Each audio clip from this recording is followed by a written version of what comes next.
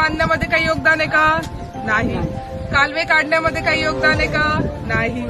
आपल्या कालव्यांमधनं जेव्हा आपण आपल्या तलावामध्ये पाणी आणतोय, तळ्यामध्ये पाणी आणतोय, त्याच्यामध्ये काही योगदान आहे का?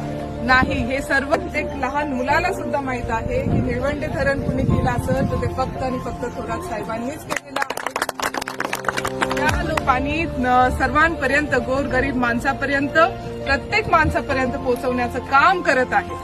आपल्याला खूप पुढे काम करायचं आहे. प्रत्येक वाडी वस्तीपर्यंत पाणी पोहोचवण्याचं काम हे थोरात साहेबांच्या माध्यमातूनच होऊ शकतं. दुसरं कुणीही करू शकत नाही.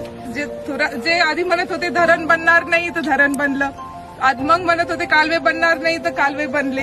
आता कालवे बनले आहे, त्यातनं पाणी येत आहे. आणि आता साहेबांनी पुढचा सुद्धा विचार करून ठेवलेला आहे की तळेगाव भागामध्ये, तळेगावच्या पूर्ण परिसरामध्ये, निमोणच्या परिसरामध्ये कसं पाणी